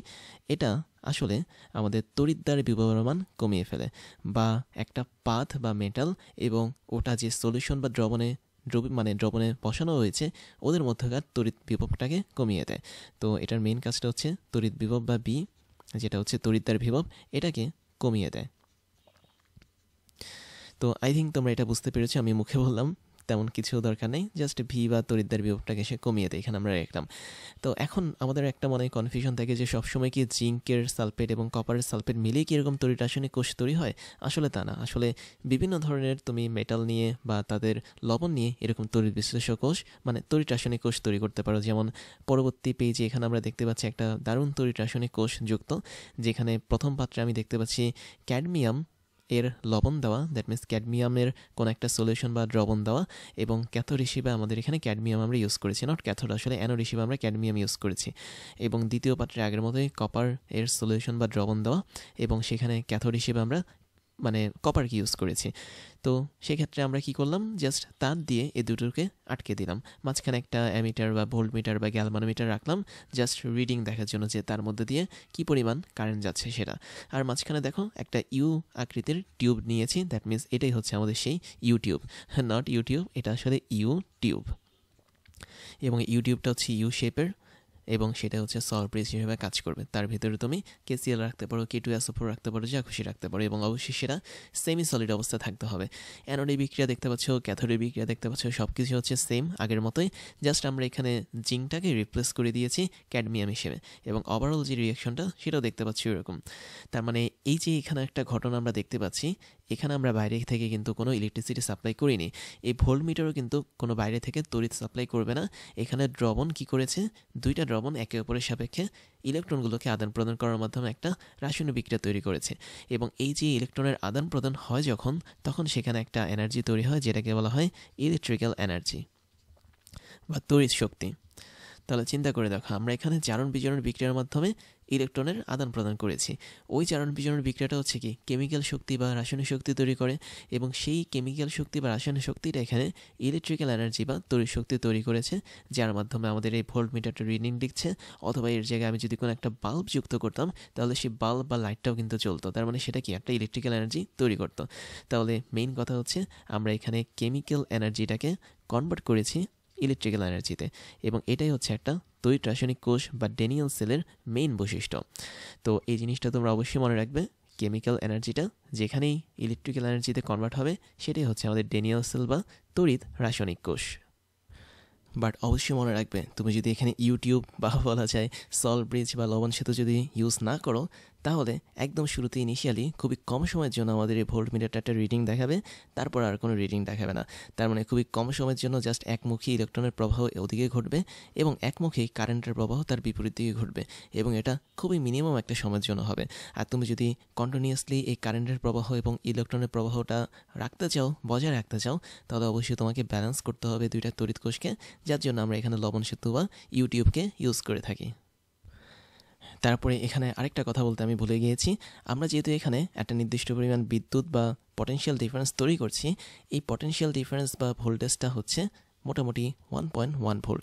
দ্যাট মিনস তুমি যখন জিঙ্ক সালফেট এবং কপার সালফেটকে নিয়ে এরকম একটা তড়িৎ রাসায়নিক কোষ তৈরি করবে, সেখানে আমি যে পরিমাণ বিভব পাবো এই দুটো ইলেকট্রোডের মাঝে, দ্যাট মিনস আমি যদি এটাকে ভোল্টমিটার হিসেবে এখন ইউজ করি এবং আমি যদি ক্যাথোড এবং অ্যানোডের মাঝে বিভব পার্থক্য বের করতে চাই, তাহলে তার মানটা হবে 1.1 ভোল্ট। এবার তোমাদেরকে একটা ইন্টারেস্টিং জিনিস দেখায়, সেটা হচ্ছে আমি যদি তড়িৎ রাসায়নিক কোষে জাস্ট ভোল্টেজ অ্যাপ্লাই করি তড়িৎ বিশ্লেষক কোষের মতো, তখন কি ঘটনা ঘটবে। দেখো, একটু আগে আমরা যেটা দেখেছিলাম ভোল্টমিটার বা অ্যামিটার বা গ্যালভানোমিটার, সেটাকে আমি এখন একটা পাওয়ার সাপ্লাই বা ব্যাটারির সাহায্যে রিপ্লেস করে দিলাম। তখন দেখো কি ঘটে। আমি ধরে নিলাম আমাদের এই ব্যাটারি বা পাওয়ার সাপ্লাইয়ের পজিটিভ টার্মিনালটা হচ্ছে এখানে, নেগেটিভ টার্মিনালটা হচ্ছে এখানে। আর তুমি এখানে ক্যাডমিয়ামকেও ধরতে পারো অথবা জিঙ্ককেও ধরতে পারো, যে কোনো একটাকে ধরতে পারো, দুইটা কিন্তু একই রকম কাজ করবে। তাহলে আমি এখানে জিঙ্কের তড়িৎদ্বার ধরলাম অথবা ক্যাডমিয়ামের তড়িৎদ্বার ধরলাম। যখন আমি জিঙ্কের তড়িৎদ্বার ধরবো তখন এই দ্রবণটা হয়ে যাবে কি, জিঙ্কের কোনো একটা লবণ, ধরো যাক জিঙ্ক সালফেট। তো দরকার নেই, আমাদের এখানে ক্যাডমিয়াম আছে, ক্যাডমিয়ামে থাক, কোনো সমস্যা নেই। তো আমরা তো জানি যে ক্যাডমিয়ামটা এখন কি হিসেবে কাজ করছে, জাস্ট অ্যানোড হিসেবে কাজ করছে। মানে ক্যাডমিয়ামটা হচ্ছে অ্যানোড নাকি ক্যাথোড? আচ্ছা, এটা মনে হয় একটু ঝামেলা হয়েছে, আমি ঝামেলাটা একটু পরে তোমাদেরকে বোঝাবো। আমরা জানি যে নর্মালি যখন সেটা নেগেটিভ চার্জ অবস্থা থাকবে ওই ইলেকট্রোডটাকে আমরা অ্যানোড বলবো তড়িৎ রাসায়নিক কোষে, তাই না? এটা আমরা জানি।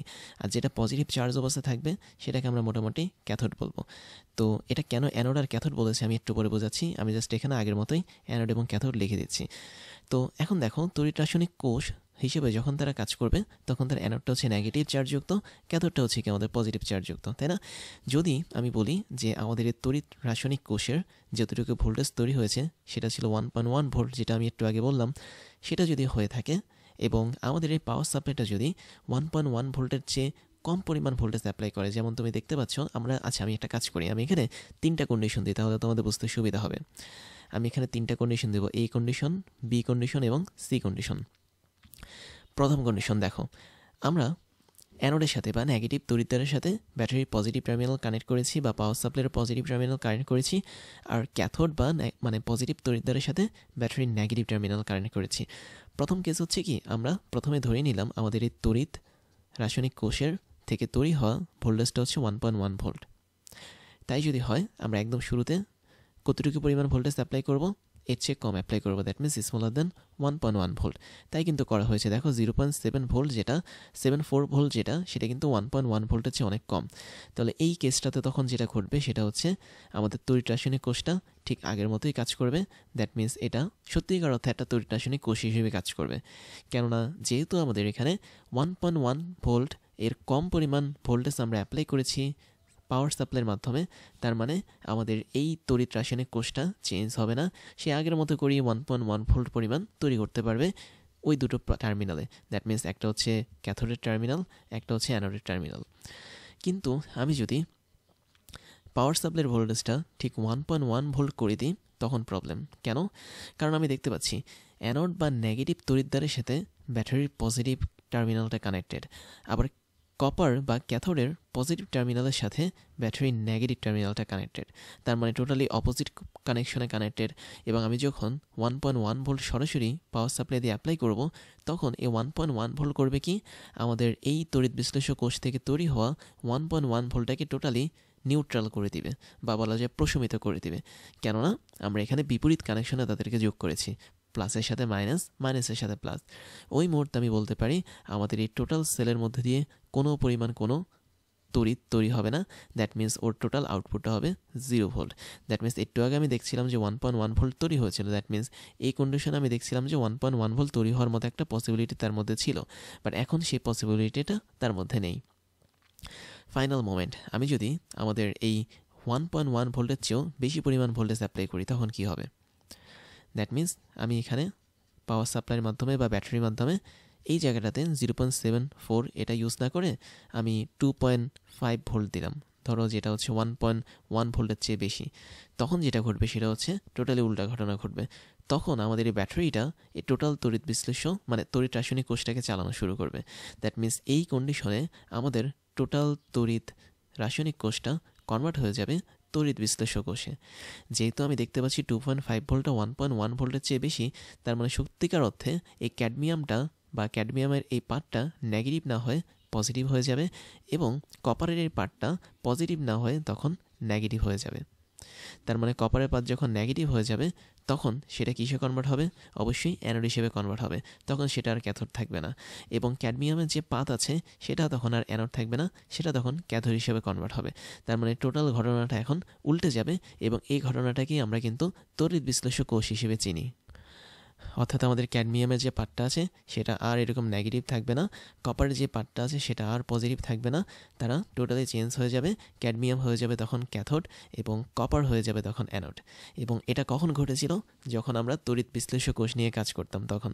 তার মানে গ্রেটার দেন 1.1 ভোল্ট যখন ইউজ করব তখন টোটাল সেলটা ইলেকট্রোকেমিক্যাল সেল না হয়ে ইলেকট্রোলাইসিস সেল হয়ে যাবে। That means electrolytic cell, not lysis, electrolytic cell হয়ে যাবে বা তড়িৎ বিশ্লেষ্য কোষ হয়ে যাবে। তো সেই কারণে আর কি ক্যাডমিয়ামের এখানে ক্যাথোড দেওয়া ছিল প্রথমে এবং কপারের ওখানে অ্যানোড দেওয়া ছিল। তো এই হচ্ছে আমাদের মেইন কাহিনী। আমরা 3টা কেস দেখলাম। আচ্ছা, এটাকে মুছে দিচ্ছি। এই 3টে কেসে আমাদের কাজ করবে যদি আমরা তড়িৎ রাসায়নিক কোষে ভোল্টেজ অ্যাপ্লাই করি বা বাইরে থেকে কোনো তড়িৎ সোর্স অ্যাপ্লাই করি। তারপর আমরা ফাইনালি আরও একটা টপিক দেখব যেটা আমরা অলরেডি দেখেছি, তারপর আমরা এখন টোটালি ফুলফিলভাবে দেখি, যেটা হচ্ছে তড়িৎ বিশ্লেষ্য কোষ এবং তড়িৎ রাসায়নিক কোষের মধ্যে মেইন পার্থক্যটা। তাহলে পার্থক্য তুমি দেখতেই পাচ্ছ। তড়িৎ বিশ্লেষ্য কোষে যেটা ঘটে সেটা হচ্ছে কি, আমরা জাস্ট ইলেকট্রিক এনার্জি বা তড়িৎ যে শক্তিটা আছে সেটাকে বাইরে থেকে অ্যাপ্লাই করি, যার ফলে সেটা কেমিক্যাল এনার্জি বা রাসায়নিক শক্তিতে কনভার্ট হয়। তাহলে এটা হচ্ছে আমাদের মেইন কাহিনী। আমরা ইলেকট্রিক এনার্জিকে সরাসরি কেমিক্যাল এনার্জিতে কনভার্ট করতে পারি বা তড়িৎ শক্তিকে রাসায়নিক শক্তিতে কনভার্ট করতে পারি তড়িৎ বিশ্লেষ্য কোষে। আর আমি যদি তড়িৎ রাসায়নিক কোষের কথা বলি তাহলে সেখানে কি ঘটে? উল্টা ঘটনা ঘটে। আমাদের সেল যে দুটো আছে অর্ধকোষ, তাদের মধ্যে রাসায়নিক বিক্রিয়া ঘটে বা জারণ বিজারণ বিক্রিয়া ঘটে, এবং ওই বিক্রিয়াটা পরবর্তীতে ইলেকট্রিসিটি তৈরি করে বা তড়িৎ তৈরি করে বা তড়িৎ শক্তি তৈরি করে। তো এই দুটো ঘটনা কিন্তু টোটালি উল্টো। তারপর একটা পার্থক্য বলতে পারি, সেটা হচ্ছে এখানে জারণ বিজারণ বিক্রিয়া ঘটে, যেটাকে আমরা রিডক্স রিয়াকশন বলি। তো এই যে রিডক্স রিয়াকশন, এটা কিন্তু নিজে নিজে ঘটে না, তার মানে বাইরে থেকে ইলেকট্রিসিটি বা তড়িৎ দিয়ে তাকে ঘটাতে হয়। তো যেহেতু নিজে নিজে করে না, আমি এখানে কি করব, আমি একটা ক্রস দিয়ে রাখছি। ক্রস দেওয়া মানে হচ্ছে কি, নিজে নিজে তড়িৎ বিশ্লেষ্য কোষ জারণ বিজারণ বিক্রিয়া ঘটাতে পারে না, তাকে বাইরে থেকে ইলেকট্রিসিটি সাপ্লাই দিতে হয়, তারপরে সে জারণ বিজারণ বিক্রিয়া ঘটে। আর আমি যদি তড়িৎ রাসায়নিক কোষের কথা বলি তাহলে সে হচ্ছে রিডক্স রিয়াকশন বা জারণ বিজারণ বিক্রিয়া, সেটা নিচ থেকে ঘটাতে পারে, বাইরে থেকে কোনো ইলেকট্রিসিটি সাপ্লাই দেওয়ার প্রয়োজন হয় না। তারপর আরেকটা পার্থক্য দেখতে পারি, সেটা হচ্ছে আমরা যখন তড়িৎ বিশ্লেষ্য কোষ নিয়ে কাজ করব তখন একটা মাত্র পাত্রের মধ্যেই আমরা অ্যানোড এবং ক্যাথোড অর্থাৎ ইলেকট্রোড দুটোকে রাখবো, এবং আমাদের যেই তড়িৎ বিশ্লেষ্য পাত্র আছে সেই পাত্রের যে দ্রবণটা আছে সেটাকে রাখবো। তার মানে এখানে সেম কন্টেইনার বা আমি যদি বলি বাংলায় সেম পাত্রের মধ্যে আমরা কি রাখবো, ক্যাথোড অ্যানোড অথবা তড়িৎদ্বার দুটোকে রাখবো, এবং সলিউশন বা দ্রবণ সেটাকেও রাখবো। দ্রবণ কয়টা হতে পারে? 2টা হতে পারে, তাই না? আমরা দেখেছিলাম যে NaCl এর জলীয় দ্রবণ, যেখানে একটা NaCl থাকছে, একটা হচ্ছে পানি থাকছে, এই যে এখানে দেখতে পাচ্ছ। তো সেম পাত্রের মধ্যে এটা থাকবে। বাট আমি যখন তড়িৎ রাসায়নিক কোষ নিয়ে কথা বলবো তখন সেম পাত্র থাকবে না, সেখানে ভিন্ন পাত্র থাকবে। দ্যাট মিনস ভিন্ন দুটো পাত্রের মধ্যে আমরা একটা একটা করে তড়িৎদ্বার রাখবো এবং একটা একটা করে সলিউশন বা এটাকে দ্রবণ রাখবো। যেমন তুমি দেখতে পাচ্ছি এখানে, এটা হচ্ছে ধরো জিঙ্কের যেই তড়িৎদ্বার আছে সেটা, আর এটা হচ্ছে আমাদের ZnSO4 বা জিঙ্ক সালফেটের দ্রবণ। আর এখানে ধরে নাও এটা হচ্ছে কপার সালফেটের দ্রবণ, আর এটা হচ্ছে ধরো আমাদের কপার। তাহলে স্পষ্ট দেখতে পাচ্ছ আমাদের এখানে 2টা আলাদা আলাদা পাত্রের মধ্যে আমরা তড়িৎদ্বার রেখেছি এবং দ্রবণগুলোকে রেখেছি। তো এটা হচ্ছে আমাদের আরেকটা পার্থক্য। তারপর আরেকটা বিশাল পার্থক্য আছে। সেই বিশাল পার্থক্যটা কীরকম, যেটা তোমরা অলরেডি দেখেছো, যে অ্যানোড এবং ক্যাথোডের কাহিনী। তো আমি একটু এটাকে এখানে লিখি, ধরো এই দুটো জায়গায় রেখি। তুমি যদি তড়িৎ বিশ্লেষ্য কোষের কথা বলো তাহলে তুমি দেখতে পাচ্ছ অ্যানোডটা হচ্ছে আমাদের এখানে পজিটিভ চার্জযুক্ত এবং ক্যাথোডটা হচ্ছে আমাদের এখানে নেগেটিভ চার্জযুক্ত, যেটা আমরা অলরেডি দেখেছি। বাট তড়িৎ রাসায়নিক কোষের কথা যদি বলো তাহলে তুমি দেখবে এখানকার অ্যানোডটা হচ্ছে নেগেটিভ চার্জযুক্ত এবং ক্যাথোডটা হচ্ছে আমাদের পজিটিভ চার্জযুক্ত। কেন এরকম ঘটনা ঘটে সেটা কিন্তু আমি অলরেডি তোমাদেরকে এক্সপ্লেন করেছি, জাস্ট ওইটুকু তোমাদের জানতে হবে। তো এরপরে আরেকটা পার্থক্য আছে, সেটা হচ্ছে আমি যদি এখানে একটা ব্যাটারি অ্যাপ্লাই করি, দ্যাট মিন্স তোমরা প্রথম ছবিতে দেখতে পাচ্ছ, দ্যাট মিনস এখানে একটা ব্যাটারি দেখতে পাচ্ছ। ব্যাটারির নেগেটিভ টার্মিনাল যেটা আছে এখান দিয়ে একটা ইলেকট্রন ফ্লো হচ্ছে, একটা না আসলে অনেকগুলো ইলেকট্রন ফ্লো হয়, এটা কিন্তু ক্যাথোডের কাছে যায়। তার মানে আমরা ক্যাথোডের মধ্যে ইলেকট্রনকে ইনপুট হিসেবে দিতে পারি একটা ব্যাটারির মাধ্যমে তড়িৎ বিশ্লেষ্য কোষে। তার মানে আমি বলতে পারি আমাদের এখানে যে ক্যাথোডটা আছে সেই ক্যাথোডটা আসলে এখানে ইলেকট্রনটাকে রিসিভ করে, আমরা এইভাবে বলতে পারি ক্যাথোড ব্যাটারি থেকে বা পাওয়ার সোর্স থেকে ইলেকট্রনটাকে রিসিভ করে। বাট আমি যদি তড়িৎ রাসায়নিক কোষের কথা বলি, এখানে তুমি দেখতে পাচ্ছ ক্যাথোড আসলে ইলেকট্রনটাকে রিসিভ করে অ্যানোডের কাছ থেকে, বা বলা যায় অ্যানোড যে পরিমাণ ইলেকট্রন ছেড়ে দেয় সেটাকে আসলে রিসিভ করা হচ্ছে ক্যাথোড। তার মানে এখানে আমাদের ক্যাথোডটা ইলেকট্রনকে রিসিভ করে, বাট ইলেকট্রনের এই রিসিভ যে হয় এটা আসলে অ্যানোডের কাছ থেকে হয়। তার মানে এখানে দুটোই জিনিস ভিন্ন। ক্যাথোড রিসিভ করে ইলেকট্রন ব্যাটারি থেকে বা পাওয়ার সোর্স থেকে বা কোনো একটা তড়িৎ উৎস থেকে, আর এখানে আমাদের ক্যাথোডটা ইলেকট্রনকে রিসিভ করে সরাসরি অ্যানোড থেকে। তাহলে এই পার্থক্যটা তোমাকে বুঝতে হবে। একইভাবে আমরা উল্টো ঘটনাও বলতে পারি। দ্যাট মিনস তুমি যদি তড়িৎ বিশ্লেষক কোষ দেখো তাহলে দেখতে পাচ্ছি এখানে কারেন্ট বা তড়িৎ যেটা ব্যাটারির পজিটিভ টার্মিনাল দিয়ে ফ্লো হচ্ছে এবং সেটা কিন্তু অ্যানোড দিয়ে ঢুকছে। তার মানে অ্যানোডের কাছে যে তড়িৎ বা কারেন্ট বা ইলেকট্রিসিটি আসে সেটা আসলে পাওয়ার সোর্স বা ব্যাটারি থেকে আসে। বাট আমি যদি তড়িৎ রাসায়নিক কোষের কথা বলি, এখানে অ্যানোডের কাছে যে কারেন্টটা আসে, দেখো ইলেকট্রনের বিপরীতে কি কারেন্টের প্রবাহ হয়, এই কারেন্টটা কিন্তু আসছে আমাদের সরাসরি ক্যাথোডের কাছ থেকে। তার মানে আমি যদি ঠিকমতো এখানে লিখি যে ক্যাথোড থেকে অ্যানোডের দিকে আমাদের এই জায়গাটাতে কারেন্ট বা আইয়ের প্রবাহ ঘটে এবং অ্যানোড থেকে ক্যাথোডের দিকে এখানে ইলেকট্রনের প্রবাহ ঘটে। তাহলে এই দুটো কন্ডিশন ঘটে হচ্ছে তড়িৎ রাসায়নিক কোষের জন্য। আর আমি যদি তড়িৎ বিশ্লেষক কোষের কথা বলি তাহলে এখানে সিম্পল একটা ঘটনা, সেটা হচ্ছে ব্যাটারি থেকে আমাদের ক্যাথোডের দিকে, মানে ব্যাটারিটাকে আমি বি লিখলাম, তাহলে ব্যাটারি থেকে ক্যাথোডের দিকে আমাদের ইলেকট্রনের প্রবাহ হয় এবং ব্যাটারি থেকে অ্যানোডের দিকে আমাদের কারেন্ট বা আই এটার প্রবাহ হয়। তার মানে তোমার এখানে আইটা হচ্ছে এটা কিন্তু ব্যাটারির পজিটিভ টার্মিনাল থেকে অ্যানোডের দিকে প্রবাহ হবে। তো এটা হচ্ছে আমাদের মেইন পার্থক্য। তার মানে তড়িৎ বিশ্লেষক কোষে এক্সট্রা একটা ভিলেন চলে আসে, সে হচ্ছে ব্যাটারি বা পাওয়ার সোর্স। বাট তড়িৎ রাসায়নিক কোষে এরকম কোনো ভিলেন থাকে না। ক্যাথোড সরাসরি অ্যানোডের দিকে আমাদের কারেন্টকে পাঠায় এবং অ্যানোড সরাসরি ক্যাথোডের দিকে ইলেকট্রনকে পাঠায়। এবার একটা বড় জিনিসে তোমাদের গণ্ডগোল লাগে, সেটা হচ্ছে অ্যানোড আর ক্যাথোডে কী হয়, জারণ হয় নাকি বিজারণ হয়।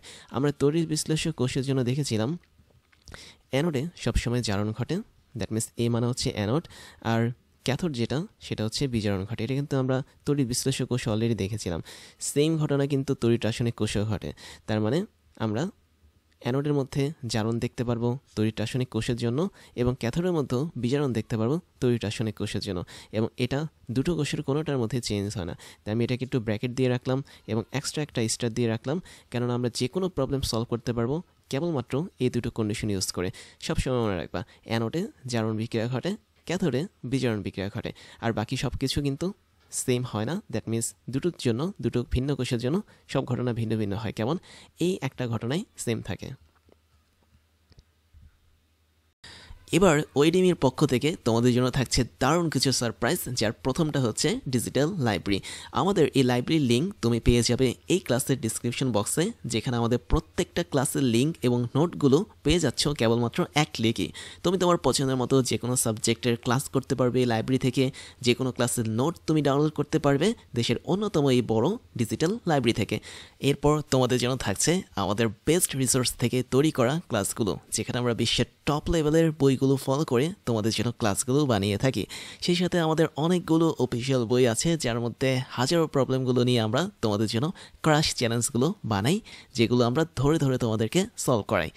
তারপরে তোমাদের জন্য থাকছে হচ্ছে আমাদের পেইড কোর্সের সুযোগ, যেখানে তোমরা ফ্রি ক্লাসগুলোতে এত পরিমাণ সুযোগ পাচ্ছ, এবং সেখানে পেইড কোর্সগুলো তোমাদের জন্য, তোমাদের প্রিপারেশনের জন্য অনেক বেশি পরিমাণ ইম্পর্টেন্ট, যেগুলো তোমাদের প্রিপারেশনগুলোকে এক্সট্রা একটা লেভেলে নিয়ে যাবে।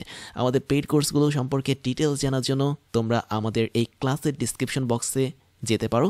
সেখানে আমাদের অফিসিয়াল ওয়েবসাইটের লিঙ্ক পেয়ে যাবে এবং সেখানে গিয়ে তোমরা জানতে পারবে আমরা বছরের কোন সময়টাতে কোন ধরনের কোর্সগুলো রানিং করাচ্ছি এবং কোন ধরনের কোর্সগুলো আমরা পরবর্তীতে লঞ্চ করব। এরপরে তোমাদের জন্য থাকছে আমাদের স্টুডেন্ট কমিউনিটি, তোমরা সেখানে জয়েন করতে পারো। আমাদের অফিসিয়াল ফেসবুক পেজের লিঙ্ক হচ্ছে facebook.com/oedemy, এবং তোমরা চাইলে আমাদের ফেসবুক গ্রুপেও জয়েন করতে পারো। গ্রুপের লিঙ্ক হচ্ছে facebook.com/groups/oedemy। তারপর তোমাদের জন্য থাকছে আমাদের ক্লাস এবং কোর্স নিয়ে সমস্ত আপডেট খবর জানার প্রসেস। তার জন্য তোমাকে জয়েন করতে হবে আমাদের টেলিগ্রাম চ্যানেলে, এবং আমাদের টেলিগ্রাম চ্যানেলের লিঙ্ক হচ্ছে t.me/oedemy। এখানে জয়েন করলে তোমরা আমাদের প্রতিদিনের ক্লাসের খবরগুলো পেয়ে যাবে, কোন দিন কোন কোর্সটা আমরা লঞ্চ করছি, কোন কোর্সটা বর্তমানে রানিং আছে, কোন কোর্সটাতে তুমি ভর্তি হতে পারবে, সমস্ত ধরনের খবর তোমরা জেনে যাবে আমাদের এই টেলিগ্রাম চ্যানেল থেকে। তাহলে এখনই জয়েন করে ফেলো t.me/oedemy এখানে গিয়ে। ফাইনালি আমি তোমাদেরকে আমার পরিচয়টা দিয়ে নিই। আমি হচ্ছি ইমতিয়াজ এবং আমি একই সাথে ওয়েডেমি, ক্রাশ ইঞ্জিনিয়ারিং এবং ক্রাশ কোডিংয়ের ফাউন্ডার হিসেবে কাজ করছি, যেখানে ওয়েডেমিতে আমি তোমাদেরকে এখন পড়াচ্ছি, ক্রাশ ইঞ্জিনিয়ারিংয়ে আমি ইঞ্জিনিয়ারিং স্টুডেন্টদেরকে পড়িয়ে থাকি এবং ক্রাশ কোডিংয়ে আমি বিভিন্ন প্রোগ্রামিং ল্যাঙ্গুয়েজ নিয়ে স্টুডেন্টদেরকে পড়িয়ে থাকি। এবং আমি মোটামুটি 10 বছর ধরে টিচিং এক্সপিরিয়েন্সের সাথে যুক্ত এবং এই 10 বছর আমি মোটামুটি অনলাইন এবং অফলাইনে 5 লাখেরও বেশি স্টুডেন্টদেরকে পড়িয়েছি। আর আমার এডুকেশনাল ব্যাকগ্রাউন্ড হচ্ছে বিএসসি কমপ্লিট করেছি ইলেকট্রিক্যাল অ্যান্ড ইলেকট্রনিক ইঞ্জিনিয়ারিং নিয়ে এবং এমএসসি কমপ্লিট করেছি বায়োমেডিক্যাল ইঞ্জিনিয়ারিং নিয়ে।